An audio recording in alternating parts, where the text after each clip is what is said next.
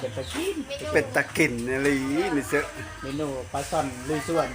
เป็นตาแซ่บเลย ตัวนี้เด้ พิกัดนะปลาช่อนราดน้ำตกอ๋อ ปลาช่อ อั น นนี้ปลาซอนราดน้ำตก โอ้2-3 เมนูแซ่บบ่เฮงแซ่บเลย หลานสาวมะเร็งข้าวปุ้นแซ่บบ่ฮัม เอาไปเทสกันเด้อ แซ่บบ่ ฮอนได้ แน่นี่ก็ทั้งหมดนี่ก็คือบรรยากาศรอบๆเฮือนเพชรซ่าพี่น้องเฮือนน้องเพชรซ่านี่ก็คือรถนุ่มไทยที่เพิ่นมาเลี้ยงไก่ทอด เพิ่นมาเฮ็ดข้าวปุ้นเฮ็ดอยู่เฮ็ดกินสู้พี่สู้น้องเพิ่นมาแต่สกลนครรถฝนจะว่าเปิ้นหมดพี่น้องเอ้ยฝนกระตกสองทางติดต่อมนต์ซ้อเสียงผู้ไทยครับสวัสดีและสบายดีพ่อแม่พี่น้องสู้คู่สู้คนมื้อนี้คอยมามนต์กะมาที่เฮือนน้องเพชรซ่าพี่น้องเนื่องจากมีผู้ใหญ่ใจดีเพิ่นมาเฮ็ดกินสู้กินแล้วก็แจกจ่ายชาวบ้านหรือว่าเด็กน้อยภายในชุมชนนี่นะบ้านนาปอดพี่น้องเมืองอัสสะพรแขวงสวรรณเขตก็เฮาไปเบิ่งบรรยากาศนํกันเลยพี่น้องเนื่องจากหนุ่มไทยเพิ่นมาแต่สกลนครเพิ่นมาเป็นเซฟเลยมาเบิ่งน้ำกันเพิ่นกำลังสิทอดปลาพี่น้องกำลังสิทอดปลาเนื่องจากเพิ่นทอดนั้นขาใกล้แล้วแหละ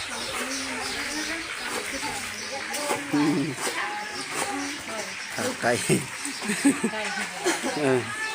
ช่วยสิเคอร์ให้เธอช่วย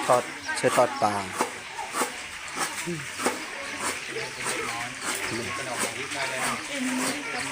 พากันใส่กุ้งน้องเพชรซ่าสบายดีสบายดีฝน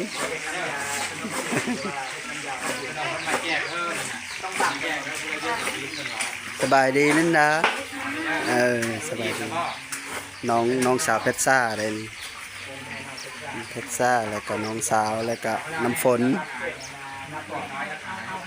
กำลังใส่กุ้ง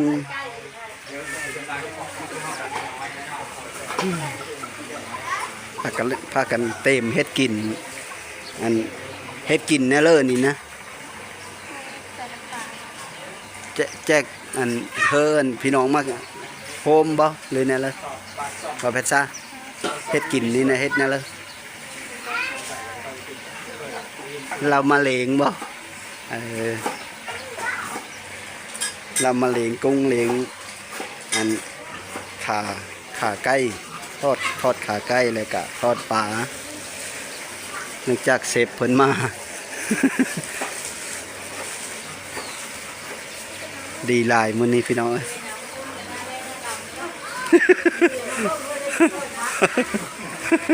เด้เป็นล้างอีกบานลินดาไปล้างพักครบเพิ่นเต็มมาหมด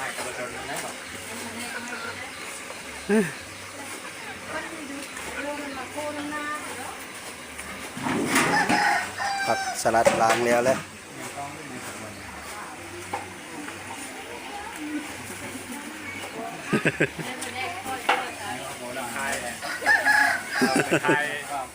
ใส่เหล้าท่าเฮ็ดน้ำข้าวปุ้นกำลังจะต่ำปนิ่นเชื่อเนาะอันนี้แม่น้องเพชรซ่าพี่น้อง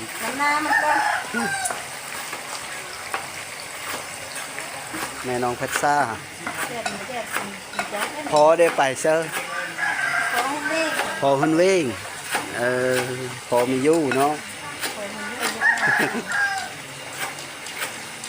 พอมียู่FCมาหลายเนาะ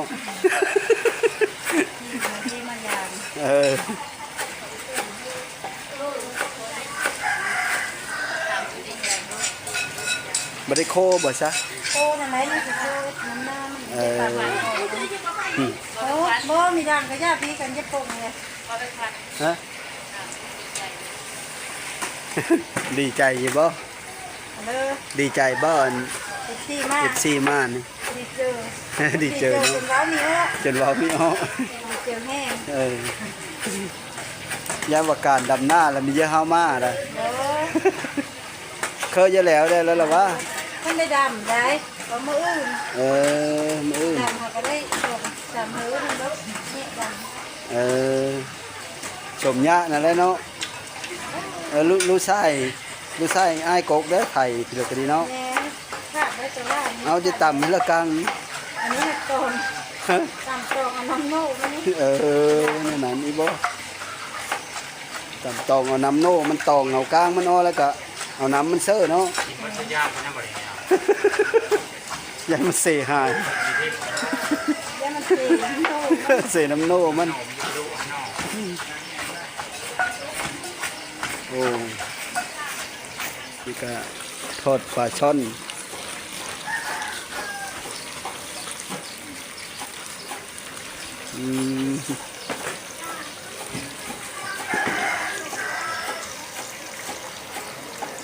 ซอยซิเกอร์กับซอย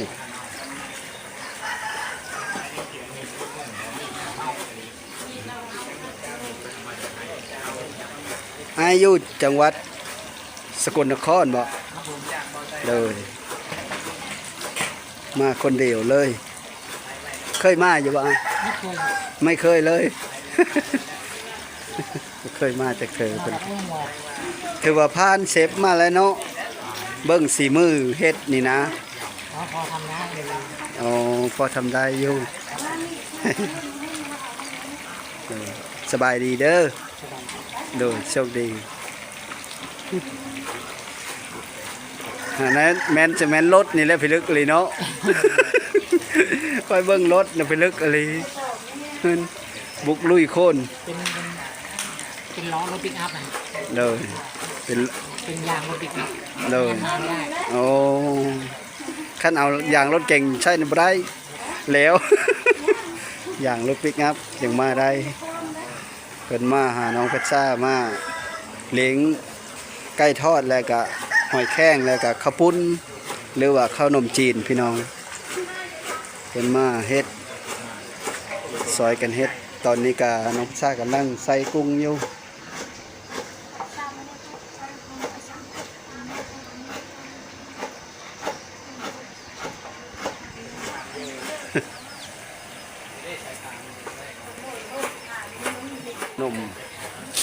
ขนมเพิ่นมาใหญ่ให้เด็กน้อยหมูนี่ก็ใหญ่เลยเนาะหมูเพ้อเออพวกหมูอยู่นี่ไปเบิ่งเฮิรนน้องเพชรจ้าพี่น้อง เฮิรนตั้งแต่ข้าวปูพุ่นแหล้วข้าวตาพุ่นแหล้วแต่ข้าวตาพุ่นเนาะเพิ่นน้องเพชรซ่าเพิ่นแต่ข้าวผู้ข้าวตาเพิ่นแหละห่อดและ100 ปีเพิ่นนี่คันมีเว้ากว่าพี่น้องเอ้ย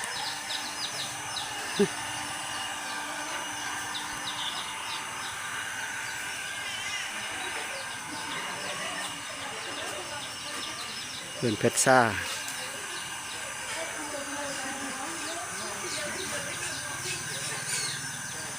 อยู่บ้านคอยนี่แหละบ้านนปอดคอยน่ะอ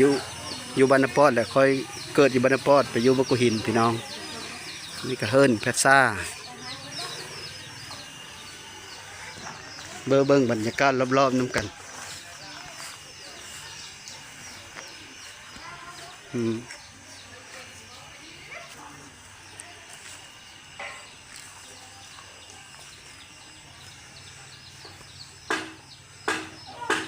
กับอันมุ่งกับปิวไปหมดเลยอันนี้ก็คือเฮิรนเพชรซ่าพี่น้อง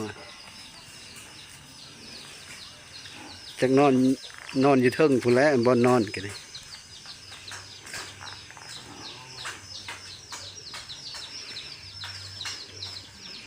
ค่อยเกิดมากก็เห็นอยู่นะนี่เฮิรนนะเฮิรนตะข้าวอีตาเลยตะข้าวปูข้าวตาตะกี้ตะก้อนโอ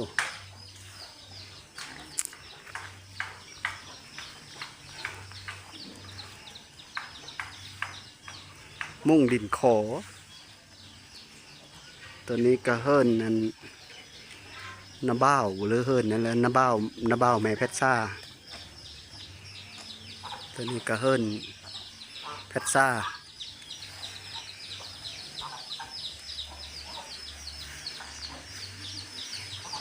เบิ่งบรรยากาศรอบๆน้ำกันพี่น้องแต่ว่าตัวบ้านนั้นเพิ่นเฮ็ดกินอยู่นะกะเฮิรนนั่นเฮิรนน้าสาวแม่เพชรซ่าเพชรซ่าเอิ้นกะแม่เฒ่าหรือว่าเอิ้นนั่นเลยเนาะแม่เฒ่านี่แหละ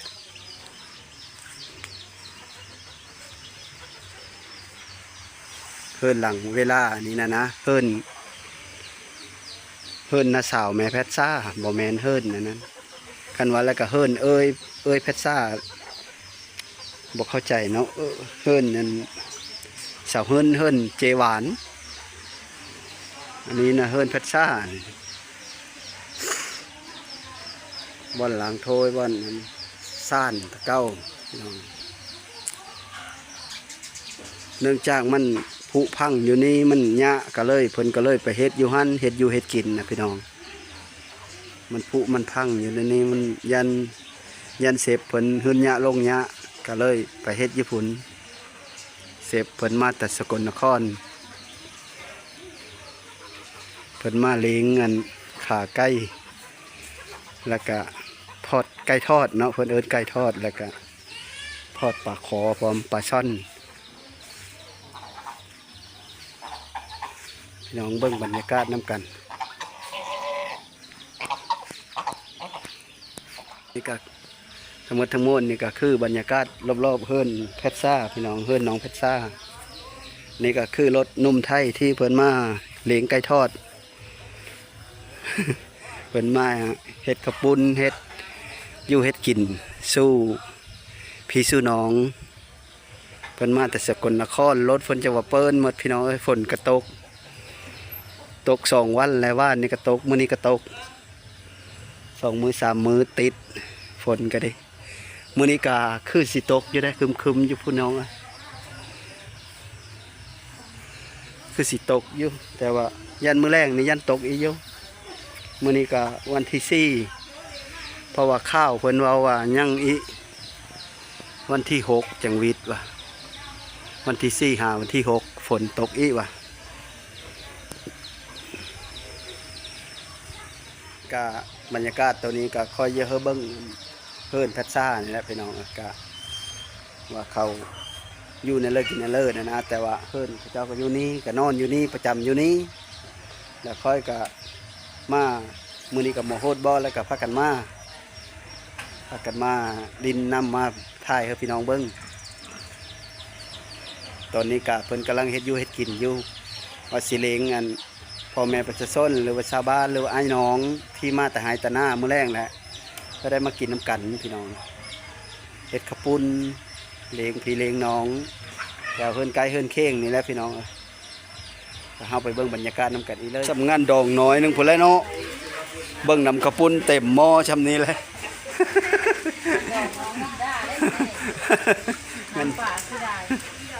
สำงานดองแม่เฒ่าก็ดีใจแล้วปาดสิมบงใหญ่โลด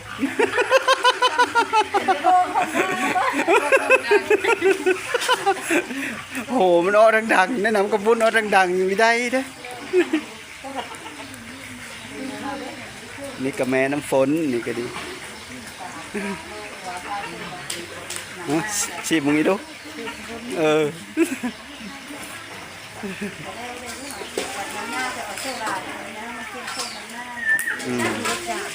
ยังจะจางอยู่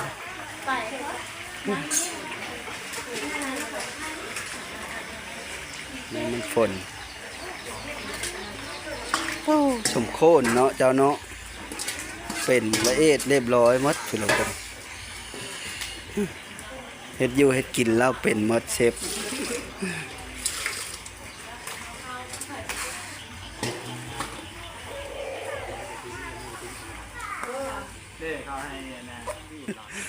เปิดก่อนนั่นแหละเปิดก่อนจะล่วงก่อน พากันซ้อมฮะมันก็เอาบ่จ๊ะ เอาบ่เสิร์ฟมันหอมเนาะนี่ลินดาน้องเพชรซ่าลิซ่าเพชรซ่าอายุ15-16 ปีสูง1.60 ปลายอี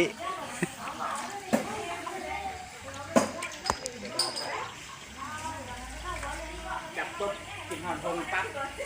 กำลังล้างผัก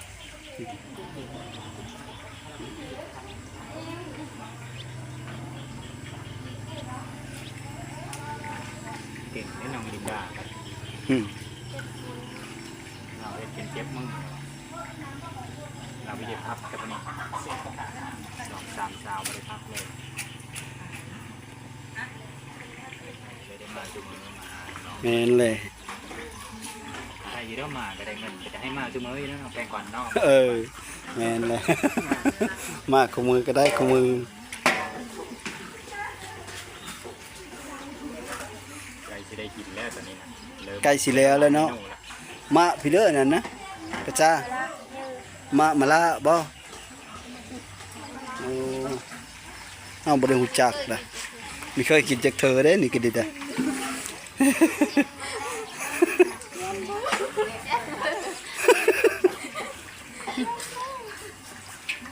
มาละเยอะ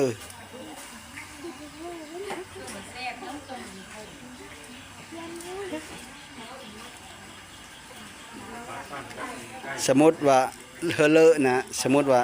เยอะเฮอเป็นพนักงานเนี่ยมักเป็นไปเลยอย่าเป็นตำรวจโธ่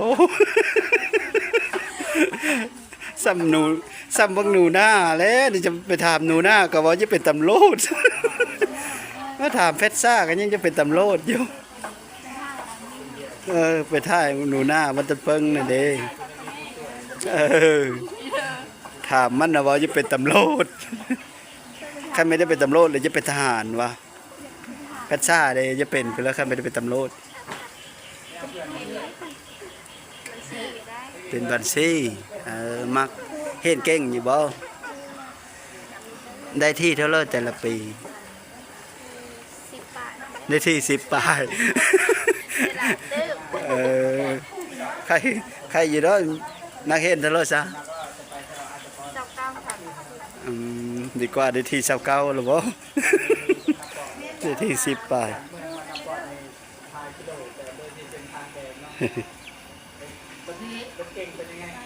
นินดาได้ซะได้เป็นเพื่อกันเฮอเลอะได้ยังเป็นตำรวจคือกันโอ้ เขามีความฝันจะเป็นตำรวจจะเป็นบัญชีเธอได้สมหวังเนอะ อะไรคือคืดนะข้าวเฮาเห็นผัดเฮาผมไม่ได้คืดจะเป็นเพื่อเลยผลสุดท้ายก็ได้เฮ็ดแต่หน้าคือเก้า ได้เฮ็ดแต่หน้าจะเท่า ไม่ได้คืดจะเป็นเพื่อเลยไปองเห็นก็ไปแต่ซื้อเป็นแล้วเฮามีความหวังความฝันจะเป็นแนวแน่ก็ได้เป็นสู้พยายามอันตัวนั้นอายุ2เลยว่ะ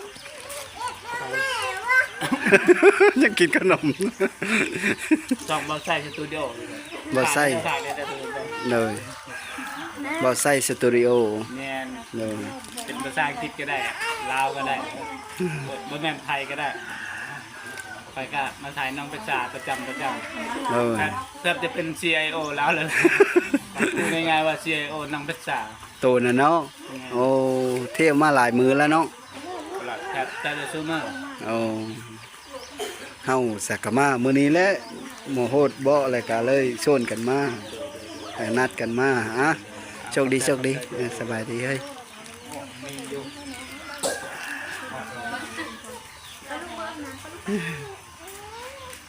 กินได้ไหมขนมนะ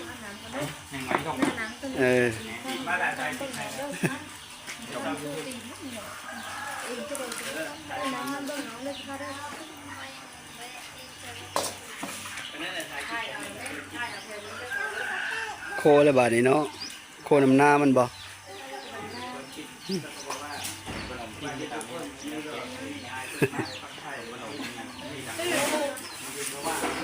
เตอะหลายเมนูแถวบ้านนี่เตอะเราเฮ็ดคักหรือเสร็จกับข้าวย่างสำหรับอาหารนุ่มไทยเพิ่นมาเฮ็ดคักแล้วพี่น้อง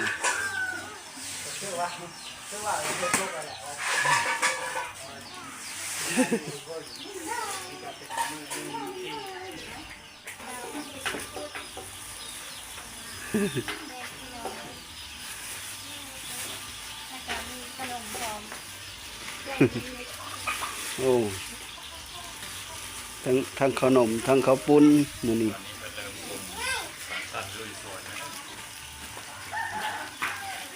เขาไม่อยู่ครับเขาคั่ว บ้านเฮาเอิ้นข้าวไหม้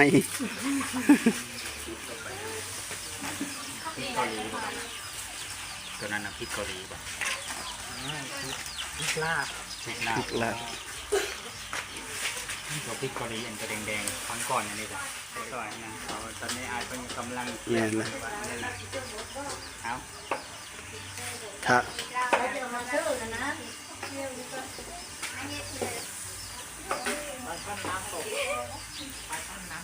ปลาซ่อนน้ำตกโอ้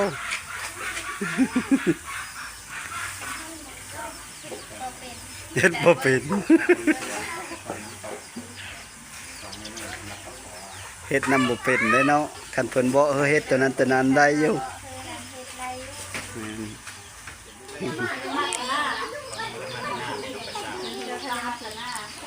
บรรยากาศดับหน้าฝนตกไม่ ว่าแตะหอมแล้วบัดนี้ ตกเริ่ม โคน้ำนาข้าวปุ้นพี่น้องแม่พัดซ่าจัดการเซฟ ยางกระปุกปลานิ่มลงมาแล้วเอาผู้กินแซ่บ พอดีแล้วแหละจำเลยเลย น้ำหน้าเขาพูด โคเนื้ออันป่าเซอร์ แซ่บเนาะเดี๋ยวเอาในน้ำนี่เก็บหม้อเนี่ยขอบคุณเลย40 โล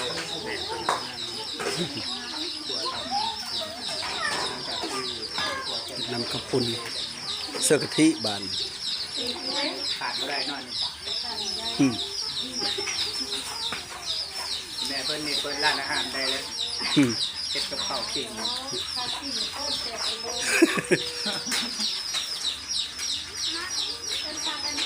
แอมตั้งสาวลาวแอมตั้งแอมตั้ง อันเฮิ่นเจ้าบ่อนี้นะเฮิ่นสองเฮิ่นเนาะ จอนลงคนน้ำแอมตั้งคือยังล่ะบอกอยู่คนเดียวบ่บอก หมดหลายเลยนี่เนาะเฮ็ดนี่เนาะขาจ้างนะบ่ ขณะนี้แม่ยังบ่รู้เลยแอมตั้งคือยัง 27 ล้านขามุ่งอันนี้ตั้งเสาเทข้านตั้งห้า น้องจะจ่าแอมลึกน้องลินดาในแอมทั้ง ต้องเวท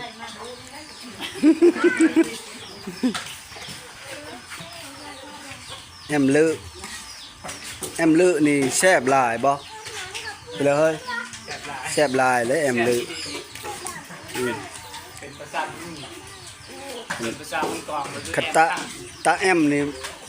บ่แซ่บเลยเนาะ แต่แอม ตาแอมแล้วบ่แซ่บแล้ว ประสาทมังกรก็จะเอิ้นบ่แซ่บนี่มันจะมีแบบนึงแต่ว่าจำบ่ได้ไปอยู่มังกรมาปีกว่า ปลานิ่นนะเขาเอิ้นนั่นเลยเฉย เป็นตัวนาก้า อากาปลานิ่น กาปะนิ่นบางหมู่บ้านก็เอิ้นเสีย เอา เสียปะนิ่น เชี่ยปลานิ่นเฮาไปบ้านห้วยหอยเขาเจ้าว่าอากาปลานิ่นมันก็เว้าหมดทั้งสองภาษาเลยแหละเว้า โน่บ่จะโลเมื่อกี้นี้นะอ๋อคันบ่ซ้ำนั้นมันก็บ่ถึง บ่ถึงคิวมันเด้อเพราะว่าน้ำลายเด้ตอนนี้หม้อใหญ่วันนี้โอ้ปอดเด้อเฮ็ดคักอีหลีนี่เด้อสุดยอดเลยน้ำตกเลยว่า เดี๋ยวใส่นี่ได้จ้ะเดี๋ยวใส่ได้ พักเลยแล้วมาใส่กุ้งเนาะ แล้วอะไรยิ่งแล้วนะ ปาดสุดยอดเลย เป็นตะกี้ เป็ดตะกินอะไรนี่เสือ เมนูปลาซ่อนลุยส่วน เป็ดตาแซ่บเลย ตัวนี้เด้ คือกัดนะปลาซ่อนราดน้ำตกอ๋อ ปลาช่อน มีปลาซอล่าน้ำตก โอ้2-3 เมนูน้องพัชชากำลังซอยผักกะหล่ำเฮ็ดเนื้อกระปุ้น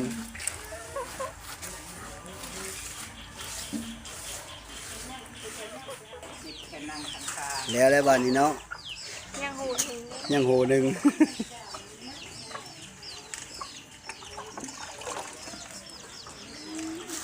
ซอยผักกะหล่ำ ตอนนี้ผ่านไปหลายชั่วโมงเปิดทุกคนบ่ายประมาณเป็นแต่5 โมงตั้งแต่4 โมง ซอยผักกะหล่ำเฮ็ดเนื้อกระปุ้นพี่น้อง เพราะว่าเฮาซอยแบบนี้น่ะกินกับข้าวปุ้นนะคันเฮามีซอยแบบนี้น่ะมันสิบ่เฮากัน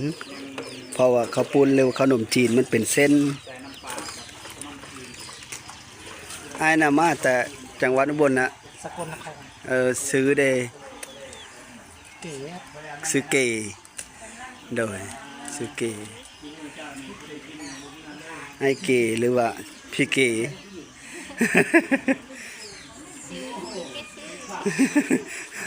ซื้อพี่เกพี่น้อง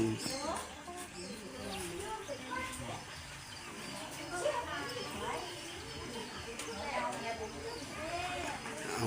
น้องเพชรซ่าเอาพักสลัด ไปเบิ้งน้ำข้าวปุ้นก็บานนี่เป็นตะแซบแล้วบ่ก็ตะคักแล้วบานน้ำหน้ามันคักแล้วเรื่องมันเติมเลยสีมือน้องเพชรซ่าสีมือแม่เพชรซ่า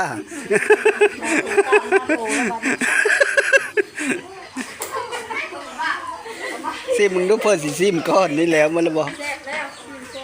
แซ่บแล้วบ่อ๋อเถอะเอามาคลุกตัวนี้อีเนาะ เจ็บน้ำลูก ขาไก่ ก้นน้ำไม่ได้สิ ก็สุดยอดเลย ก้นน้ำไม่ไป สีมือเสือ ก้นน้ำไม่ โอ้ ก้นน้ำไม่แตก เฮ็ดไก่ทอดยอดเลยเนาะเราเฮ็ด ก้นบริโภคอะไรก้นอยู่บ้านก้นน้ำไหนฮะเอ็มนี่สิบใจนะสิบใจอยู่ไรน้ำบ้องนี่ เมนูปลาจากเฮ็ดน้ำกระปุ้นแล้วก็ตักได้บานนี่ตักแจกยายเฮอพี่น้องพากันมากิน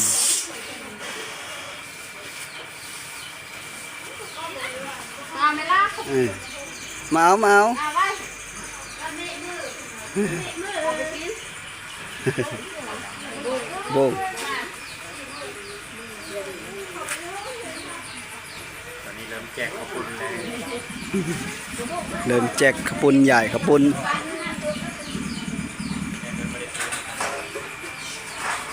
มาเอานะแม่ปน กินแน่คุณน้ำบ้องแม่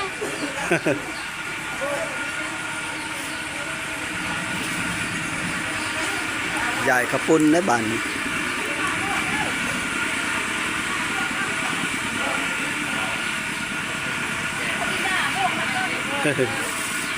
แม่ก็ แซ่บแล้ววะใหญ่แล้วลืมเสื้อเยอะบ่แล้วเพิ่นก็มาแตะหน้าแล้วบ้านนี่ มาแตะหายแตะหน้าจากตอนนี้ก็ใกล้สิค่ำแล้วพี่น้องเอ้ยเพิ่นก็พากันกินข้าวปุ้นเพิ่นแจกใหญ่ข้าวปุ้นก็พากันกินแซ่บบ่บ่เฮงแซ่บเลย หลานสาวมะเร็งข้าวปุ้นมื้อนี้แซ่บบ่ฮัมแซ่บบ่ แม่แซ่บแล้วเออกินพากันกินบาทนี่แล้วเลย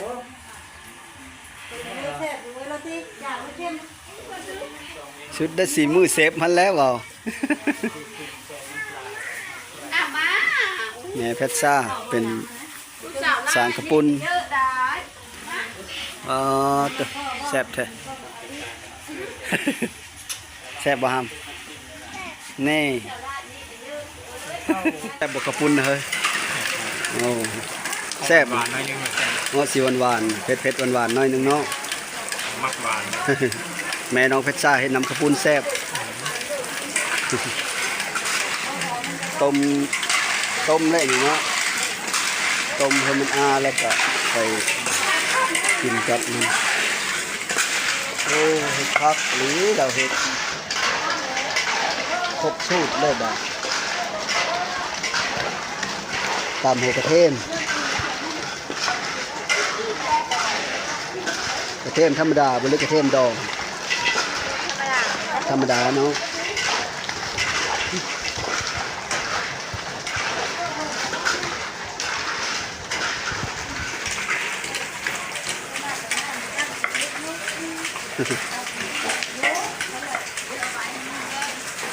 วันนี้ก็ค้ำพอดีพี่น้องเลยเพราะก็สิได้กัมเมอร์และ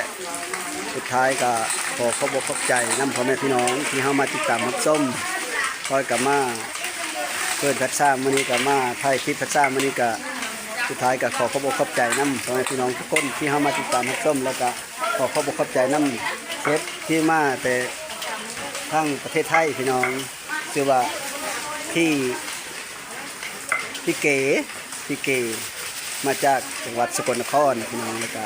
มาวันนี้ก็ขอขอบใจน้ำอ้ายเพิ่นหลายๆที่เพิ่นมาเลี้ยงครอบครัวน้องเพชรซ่าหรือว่าญาติพี่น้องมาทำกับข้าวหรือว่าเฮ็ดข้าวปุ้นขนมจีน